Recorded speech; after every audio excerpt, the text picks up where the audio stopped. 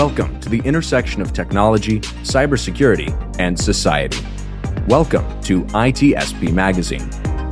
Let's face it, the future is now. We're living in a connected cyber society, and we need to stop ignoring it or pretending that it's not affecting us. Join us as we explore how humanity arrived at this current state of digital reality and what it means to live amongst so much technology and data. Knowledge is power, now more than ever.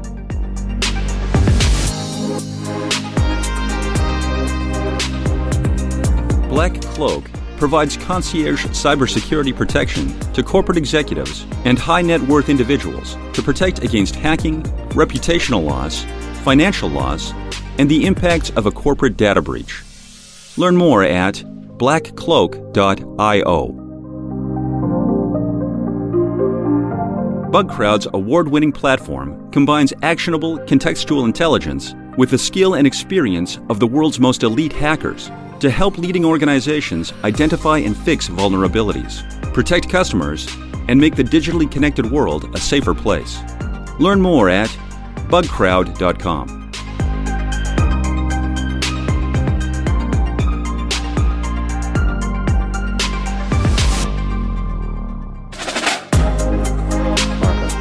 Sean, you seen that info lately? which one? It's all over the place. I click on a few links. The And, one with the news that's spreading. oh, the viral one? The viral news, exactly. You've I seen don't- it. I've seen it. I've clicked on it. I share it. I That's- you have retweet to it, share it. You have to share it. It's important to share it. especially if you just read the title and not the whole content, right? Yeah. Is that how misinformation spread?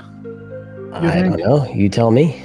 That's I don't what know. the tweet said. Spread this information for us, will you? Yeah, so it must be true. It must be true. If it's on the internet, it must be true. Absolutely. Also, they don't know if you're a dog on the internet. That's the right. old meme that we used to have, and definitely not true anymore. But that's not what we're talking about here. Sean, we're talking about one topic that we kind of missed. We were really close to have this conversation during Black Hat that just ended a few days ago in Las Vegas. But this is not a conversation that ends when the conference ends. This is probably a problem that we're facing. And we've been facing, even before the internet, we were facing a propaganda and manipulation of information is nothing new, but it got a little bit worse, I would say, with the internet and social media. And that's what we're talking about with our guest today in our episode of Redefining Society. And we're here with Sandra Quincoses. I hope I didn't mess up that. Quincoses. That was a really good first attempt. All right, that's my Italian coming in side of things. And welcome to the show. Let's Thank get you. to the point. Great to be here. Sure. Yeah. Glad you made it. A little bit about I'm yourself. tempted to jump in, but I want to know more about Sandra first. Yes, exactly. That's where we start. Share some information about you so that we can manipulate those informations and use it. No, I'm kidding. No, we're not going to do that. Hopefully in a favorable way. Yes. So I have about 10 years experience doing open source intelligence. So OSINT. It's evolutionized quite significantly within that time frame. So I initially started, through academia, interning, and then eventually landed my real job. And my first real job was, exposure to ISIS propaganda on Twitter, basically, and hunting down threat actors and unmasking them. And between then and now, I have some private and public sector OSINT experience. Right now, I'm working in the private sector. And I mostly focus on disinformation campaigns around the world. I'm a Spanish speaker. So in the particular case study I presented at Black Hat, I was looking at Latin America with my team, and we came across some interesting developments in the disinformation space. And it's significant in the sense that oftentimes a lot of people are looking at the more popular conflicts in the world. So like a Ukraine, Russia, or pulling out of Afghanistan, or just Middle East conflict in general, and other regions of the world don't get as much attention. So these actors are able to operate over longer periods of time. And it was interesting to see how these types of actors not just developed over time, but how they tackled each campaign.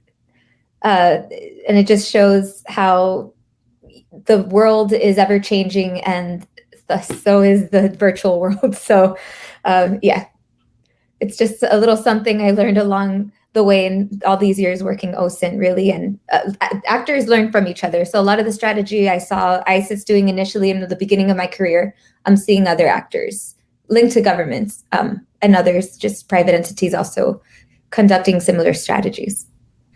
That was a lot. Sorry. No, I love that. And I guess if something works, why not use it until it doesn't, right? If it's not broke, don't fix it. And if you can copy a business model and perhaps even not even compete, right? So you're not going to get caught for copying. Right. Who cares? Go for it. And I think we see that all over the place in education. Students copying each other, right? Businesses copying business model, platform business model is one example. And so disinformation, and I wanted to touch on this first. And the work you do with OSINT, open source intelligence, is often enabled by technology, but doesn't always require technology, does it? It does not at all, but it does add and enhance and amplify its reach.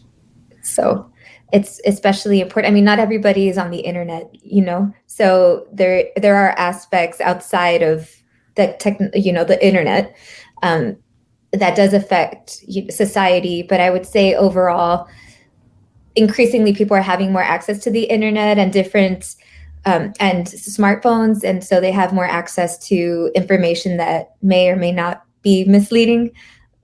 Unfortunately, more often than not, a lot of information is misleading, and that's mostly because everything that's posted on the internet is intentional, right? And if those intentions are aimed at favoring one entity over another, then it becomes problematic. Right. I would say I referred to propaganda at the beginning, right? Because that's always been something that we've been using since the beginning of time. If you can manipulate the mind, you can change the outcomes of something. And with the internet and social media, you have unfiltered information. Like everybody can post something. And I think that's the biggest risk of how you control that. So your background actually is in psychology and social psychology. So not really a technical thing, but as we know now in the modern time, we understand that cybersecurity is absolutely not all about technology. So let's get into this kind of approach, your OSINT, and what did you present at Black Hat in particular? Let's talk a little bit about that. Sure. So initially I was concerned, I'm very grateful that Black Hat selected my research for presentation. It was different than other presentations, right? It was a lot less technical, and I was a little bit fearful that it might not attract a large crowd, but I'm very grateful that a really large turnout occurred. I was just a tad bit nervous, actually. This is very sidetracked a little bit here, but my slides weren't working until like 2 minutes right before my brief was supposed to start. So already like my nerves were like, but eventually I was like, well, I'm already up here. I'll be okay. I guess there's no turning back. And it just went forward with it. I got a lot of good feedback. A lot of people were appreciative that we presented something on Latin America, because somebody told me that a lot of times these events focus on specific actors, like what is happening in the United States or Black Hat Asia, what's happening in that section of the world, and not so much other regions. So they were appreciative of that. And it goes into what I had mentioned earlier, just like these areas, they often go overlooked. So what we did was investigate a digital actor that had no identifiable information and was influencing the narratives coming out of Colombia regarding political unrest and the elections. And not only did it do this in Colombia, I mean, we focused on Colombia, but this account had been active from 2018 until 2022 when Twitter suspended it after it started tweeting Ukraine-related content. So, yeah, but it's, I'm glad it was taken down because a lot of its readers weren't aware that it was linked to the Venezuelan government, which is what our investigation did. We followed some of the clues left behind by this account with no identifiable information that was so influential. And we're able to link it to the Venezuelan, a third-party company linked to the Venezuelan government. So many questions I have. I'm going to start with this first, and just the type of information an account like this, and I don't know if it was just the one or if there were multiple that were used to re-amplify across the board and on different platforms, perhaps even. But I'm just wondering, is it full scale, very one side? I'm going all out on misinformation, or is it I really connect with my audience and they believe me, they trust me, I'm talking about things that are real, and then occasionally I drop in this misinformation or disinformation that they trust me with now? Or how does that look? Or is there one model, or does it happen like all in different ways all over the place? It happens different ways all over the place, but you touched on something particularly interesting and deceitful.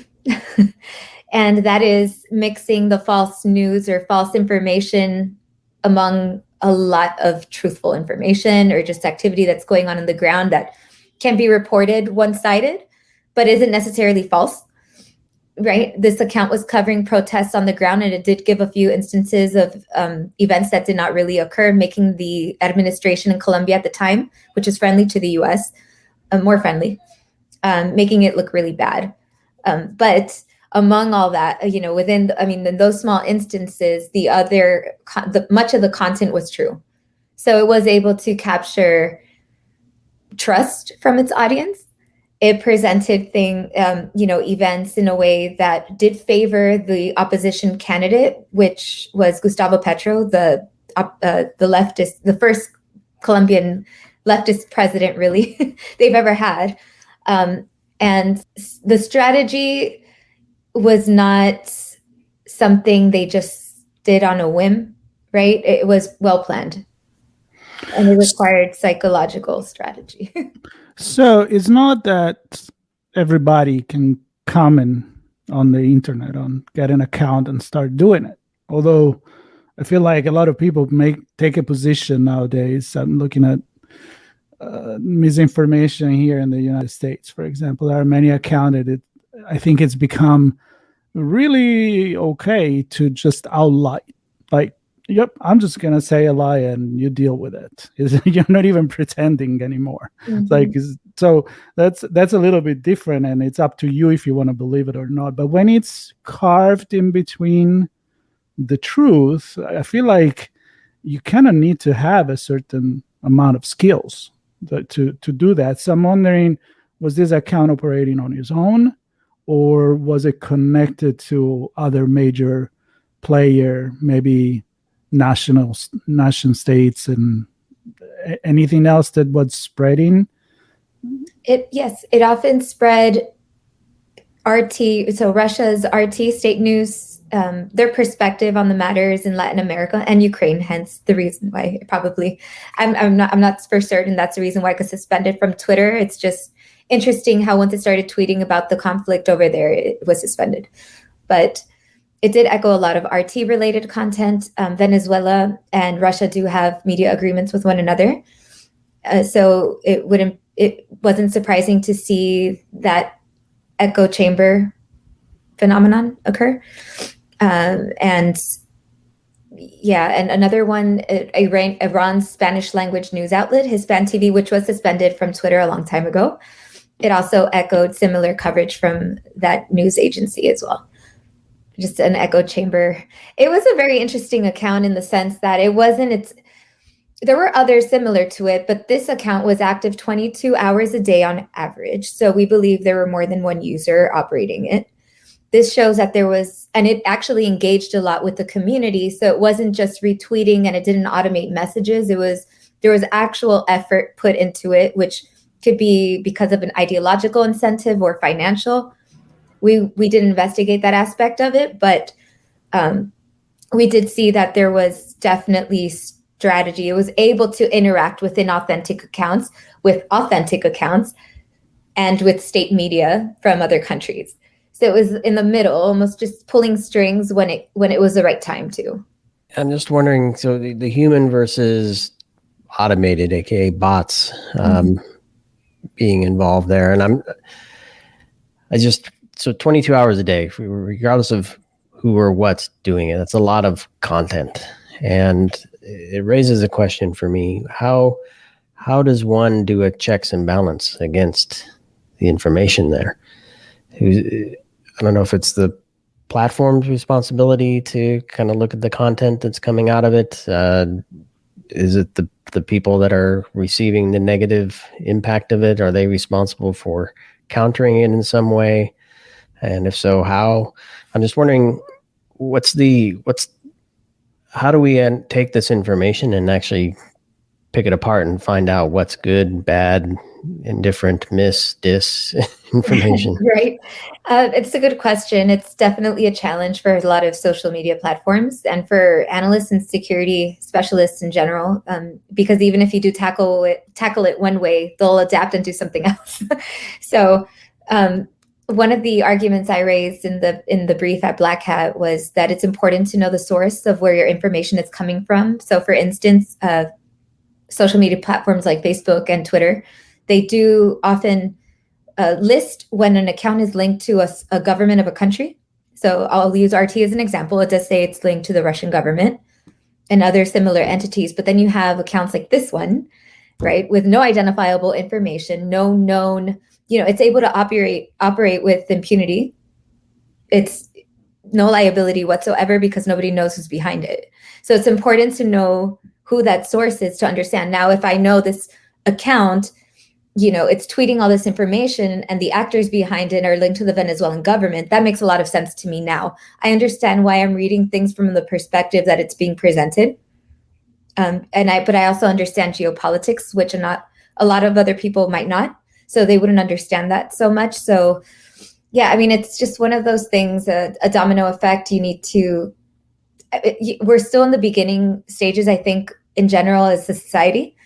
Personally, I think this, trying to tackle this problem, we're starting with something and maybe we're onto something, but then again, people must be on top and companies should be on top of the sources of this information, because that's how you can really come in front of something instead of just being responsive to the content, because once it's there already, like 1 million people could have seen it within 2 minutes. Right. Yeah. So talk to me about the sourcing or the sources and the attribution of them. It sounds like a lot of the research you did found that it was linked to the government entity. Mm-hmm. And the first thing that comes to mind is, well, how do we know that that's true? That it isn't just fake connection to make it look like it's connected to that entity. So how can you describe? Don't give any secrets away that would prevent you from doing further work in this area. But how do you do the research to find the connections and ultimately the attribution? So this account, and not all accounts have this. So it would have been a challenge had it not been so upfront about everything. This particular account. So it had a Telegram channel linked in its bio. So of course, the natural thing for an investigator to do is look in that channel and just to see any interesting tidbits, right? We had no expectations going in. We just wanted to see what was going on in there.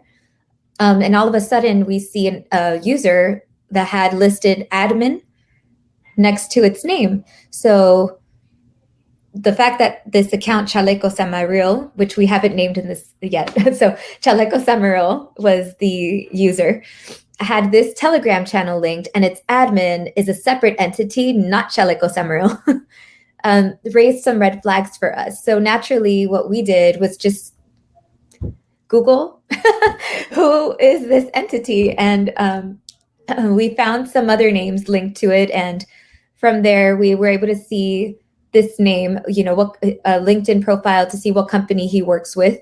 And through that, companies where we made the connections to the Venezuelan government. They were just very transparent about everything. But it's usually not the case. But it was a good example of following the right clues that can lead you. And we didn't just, so in our initial report in March, because we had a publication that did come out, we made certain connections. We had very strong assumptions that it was linked to the Venezuelan government just because of the leadership in this one company that was linked to that entity in the Telegram channel. He used to work for the government. He has friends in the government, very high level officials, but we didn't quite get into the technical stuff. And then in preparation for the Black Hat brief, I went back to that company and I looked at their Facebook page and I saw that it was active since 2009. And I'm like, how could I have missed this? First of all, like my team and the initial research. And in 2009, it was called something else. And that something else is what revealed the actual links to the government of Venezuela. So through the Ministry of Information and Communications, because it had registered the website linked to that Facebook page. So when you take down one of these, when you unmask one of these, first of all, we know there is already many others, and probably someone else is going to take its place. It's kind of like when we see, every, even terrorist organizations, like, oh, we just get the head of it. Well, now who is going to be the next one coming up, right? So do you think we are ever going to get to a way that we can prevent this from happening, maybe uncovering it quickly? Do you think maybe, okay, so I see a little, it's a very fine line between democratizing information and not policing information 1984 style versus policing right away what could be an alert, but what if it's not? So is there a balance that maybe we're moving towards a guaranteed, or at least even more guaranteed, truth in the things that we see on social media?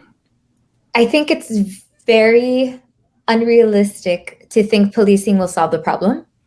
And I think it starts with education in society, in schools, for instance, learning cyber hygiene, or how to basically read information on the internet in a way that it doesn't affect your perception as strongly as it does. Because I see it in my own, like the older generation of my family personally, they'll read something and be like, did you hear this? And it's like, well, that's not necessarily true. Where did you get that information from? Oh, I don't know. It's like, okay, So just having some basic understanding of the internet in general would be extremely helpful, because I hate to use this example, but human trafficking or, sex trafficking, if there wouldn't be a demand for it, it wouldn't be as popular, right? So, that's a thought. So if people are going to Twitter to look at protest events or things that happen during protests, that's where you're going to find the most disinformation, right? That's where you're going to find a lot of the narrative. And unfortunately, other social media platforms as well, like WhatsApp and other encrypted platforms as well. But it's just educating people so that there's no desire to do it as much, or if that makes any sense. Yeah, we're talking about checking the news. Don't believe to everything that is told to you. And I go back, I've used this example before, but when I was studying, sociology of communication, one of the things in studying media was, even back in the days, read 3 different newspapers. I know nobody has the time to do that, right? If you're reading on the leftist newspaper, maybe you want to check what the one in the center and the one on the right is saying and see, if it's an official source. That's why it's so hard to unmask it when everything is in news. Like, you don't have an editor or an editorial, entity that is checking if the news is true or not. So that's some things, and even in quote unquote proper publications, not the Twitter sphere. Proper publications host opinion pieces, Yep. which are opinions. Maybe they're opinions they feel are facts, and they present them as such. And I got caught up in one, and I was like, this sounds so off from what everything else that I've seen. Right. How is this real? But it was presented as, yes, an opinion piece, but boy, there was some pretty harsh and direct statements in there. So I'm wondering, are we limiting this disinformation to social media platforms, or have we crossed over into traditional media? Even if it's just as simple as them reporting on a stream of viral tweets that are saying something, right? I think it depends on the generation where people are checking their news. And there's research behind that malicious actors use to strategize their information campaigns. So, you're less likely to see somebody in their 20s checking traditional news for their information. They're more likely to log onto social media. And then you get that feed of what's the trending hashtag. I logged onto Twitter the other day and I saw that Governor DeSantis was under fire for some of the statements he said just the other day, simply because my IP is coming out of Florida. So it's like, hey, you might find this interesting, but it's political. And, with that hashtag, you come across all sorts of different information that may or may not be true, or that can be presented in a certain way. So it's just really depends. Again, there's one other thing I bring up in my brief is that there's a lot of research that goes behind these campaigns, and malicious actors can use that to plan an operation. So that's a really good example. Okay, if you want to target this particular group, you're going to use a traditional media website or a traditional media source in general to put out information. And that the way you do that might be different from the social media strategy, right? To tackle the other population of interest. And you mentioned to divulge this information maybe during another conversation. So if about a protest, people may be more vulnerable. Yes, exactly. It's kind of like when we talk about social engineering. I remember many conversations where like, it's easier to make you click on something when they put a sense of urgency, when we put a sense of, maybe we're close to the holidays, people are more open to interaction. I mean, there is a lot of psychological aspect that goes into this. We're talking about manipulation of information and disinformation for a political gain in this case, but we could consider this and as a more global and general problem, because even in COVID disinformation, for example, I'm just throwing this there, or any other thing that you want to create disinformation for, are you going to use the same technique and just change your audience, or there are actually other technique that could be used for other sort of spheres? I think it depends on the actor and what the desired outcome is, but there's definitely not one way, because then that would make the solution a lot easier. So for instance, I also teach at Florida International University, and I had my students compare RT reporting in 3 different languages, because they have several different languages for their news reporting. So, and I told them, what's the difference in, tell me, what's the difference that you noted between the languages? And they compared English, Spanish, and Russian. And there were some key differences in the way news was reported and the focuses that the outlet wanted people to be aware of, right?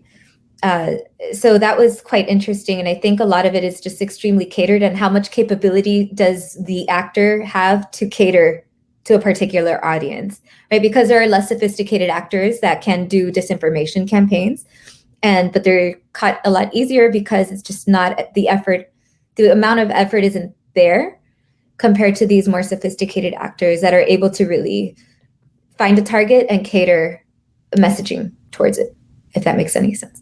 It is a huge problem. Yeah. And I want to touch on not too deep, but a little bit of the tech aspect of this, because I don't know, you described, you've mentioned strategies and plans and different ways to implement these things and different ways to use technology to accomplish the goals. Certainly. Yeah. So there is a degree of sophistication that goes, like, for instance, if one were to develop a sock puppet, so an actual user behind an unidentifiable, like, social media account, for instance. And if you wanted to create several of these, right, and operate it, it would be one person operating several of these accounts, it would require a degree of sophistication and technical knowledge to do so. And this is a common thing that companies offer for, things like political marketing, for instance, which is what the Venezuelan company said they did, by the way, the actor behind the account we investigated, political marketing. And then it becomes blurry then, right? What is political marketing versus campaigning? And how does that, if you're showing favorable content towards a candidate and denouncing another, where do you draw the line between disinformation or campaigning, right? It just becomes a lot more complicated. But again, just to go back to your question, because I started going down now another rabbit hole. It depends on the actor. There is a degree of sophistication and technical knowledge to be able to conduct a successful operation, for sure. Well, I feel like, I'm going to just try to summarize this in a way that you go into this political marketing versus campaign, and it's just a big blur. But this is what happened in 2016 for the disinformation for the American election, for example, right? I mean, we have a company that got all this information, they use it to do advertising. And then, of course, even if you look back in the days, who were the organization creating political campaign? They were advertising agency. I mean, back in the 60s, back in the 50s, the people that sell you a product are the people that also sell you a candidate, because they know how to, again, manipulate information, except that in one case, and this is where I can connect with what you said, is to sell you a product. Harmless, not harmless, I don't know. Still, psychological manipulation is, but then you can cross into the person that is going to be running your government for the next 4 years or 2 years or whatever it is, or forever. If it's a dictatorship, then you have a different problem. So I guess, how do you use different measure and different approach to resolve this problem? And I guess my question is, what is ahead of us? Are we going to have this repeating itself, story repeating itself all the time? Well, like I mentioned earlier, in this call, the actors adapt, they learn from each other. So, what ISIS had done, for instance, using hashtags that were popular in Europe, and then just using those to draw attention to their gruesome videos or some sort of propaganda. Companies involved in political marketing do the same thing, or just entities involved in disinformation campaigns and information operations in general do this as well.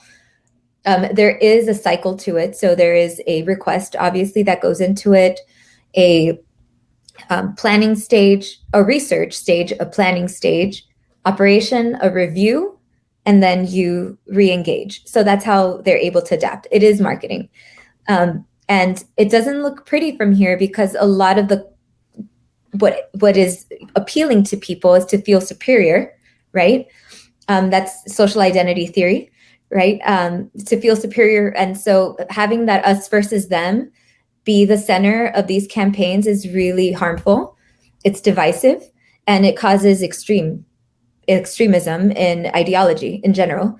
And it could enhance your social identity, how you identify with a political ideal, or, yeah, I mean, just look at the World Cup. That's when people are like, yay, I'm very Spanish, even though I'm like 4 generations like Spanish, but you have that sense of pride a little, but it's one of those things you just start really aligning, and then you get into it. And if something challenges your identity, then you respond in a way that's more irrational. So it's just a big old mess.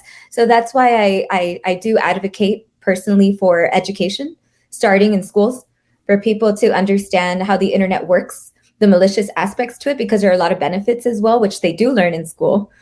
But the malicious aspects they don't, and how to also, from a cybersecurity perspective, how to identify, potential harmful content or emails that can lead to other things, like stealing identity for this reason to conduct an IO. One thing I would say as an example, actually, is I know a lot of young kids, there were these Facebook challenges, not on Facebook, it's really just across the board, because I saw them on Twitter too, of people saying, oh, your first car and your first this is your new, screen name. And people were like, oh, Mazda red, whatever. And these are questions that are asked for authenticity, to see if your password is authentic or not. So, but it's, again, going down back to education. It comes down to that, just educating society. And that will, present a bigger challenges for those wishing to do harm through information operations. And maybe as we wrap here, a final question for me, maybe a little more succinct this time. Just, do we know of any unintended consequences? So maybe one particular group is trying to control the other side of the party line, right? But that might have an impact on relations with another country, or impact on a particular group of people that they didn't see coming. Do we have any signs of that unintended consequences or side effects of some activities? There's always a consequence that because we're so interconnected now in general, there's always a side effect that affects the global community in some aspect. For instance, just the IO operations in the US elections in general over the years, we saw different leaderships under President Donald Trump and then now President Joe Biden, completely different strategies on foreign policies. And that does have an effect on people on the ground, in other countries as well. And a lot of the way people view the United States as well from other countries, right? They'll see there's a perception that supporters of certain candidates are a little bit on the loony side, and the other. So it does have a ripple effect, unfortunately. Yeah, I agree. I mean, there's a couple of things I'm going to say just to close this. One is, honestly, it's common sense, which is not that common lately. And maybe because there is a lack of education and because there's been a gap in the way that people jumped into a social life without the internet and social media, with the internet, not really understanding that. I mean, just the phishing campaign for information, as you just said, we are in this industry, but a lot of people, they just don't see it. And it's not their fault. Nobody told them to pay attention to these things, right? So there is that. And the other one that is, I feel like is the most dangerous, is this extreme that are starting to develop. Like we're going more and more away from a center conversation, focus on the interest of a certain society, a country, and we just find this divisive approach to things because social media are bubbling yourself in reinforcing your opinion and surrounding yourself with people that are sharing your own view. And I think that's one of those things that is a prophecy that self, manifest and become true. So why is there not more food in my feed then? I don't know. Maybe you're in the wrong circle. That sounds like disinformation to me, Marco. Yeah, I'm not experiencing that. Well, maybe you need new friends online. I'm not the right one. My friend online. I want to tell the public that to be particularly careful reading information on the internet during vulnerable instances in society. So when there's been protests, this is something we saw in our case study that we presented at Black Hat, but we've seen across the board too, during election seasons or political protests, the information that people are looking for information, like I mentioned earlier, at on different platforms, right? Some generations will look at the traditional news source, others will look to social media. But on social media, you'll more easily come across content that is more impactful quickly. You don't need to read it, right? You could just see a meme, or you can watch a video instantly and have an emotional reaction to that. And the way it's presented is important. So just to be careful about what you read, what you see, and just question how it's presented and the source that it's coming from if you're not familiar with it, especially during vulnerable times in society. I think this is a great advice that everybody should listen to. And we will also, as we wrap, add resources. So Sandra, if you want to share anything in relation to your research and your presentation, please share it with us. We'll put it in the notes for everybody to read.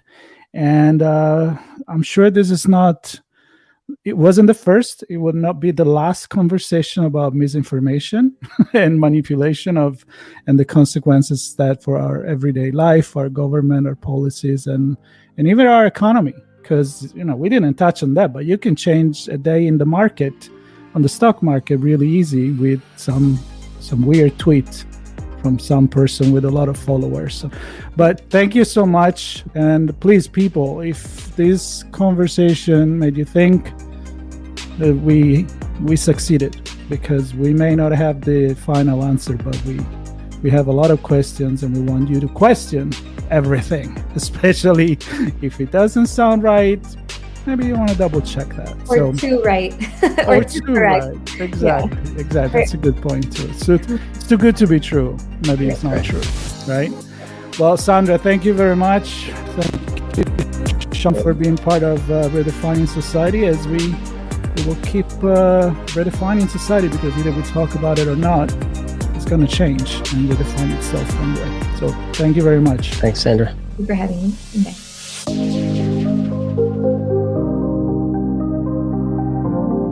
BugCrowd's award-winning platform combines actionable contextual intelligence with the skill and experience of the world's most elite hackers to help leading organizations identify and fix vulnerabilities, protect customers, and make the digitally connected world a safer place. Learn more at bugcrowd.com. Black Cloak provides concierge cybersecurity protection to corporate executives and high net worth individuals to protect against hacking, reputational loss, financial loss, and the impacts of a corporate data breach. Learn more at blackcloak.io.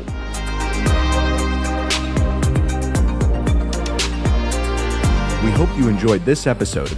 If you learned something new and this podcast made you think, then share itspmagazine.com with your friends, family, and colleagues. If you represent a company and wish to associate your brand with our conversations, sponsor one or more of our podcast channels. We hope you will come back for more stories and follow us on our journey. You can always find us at the intersection of technology, cybersecurity, and society.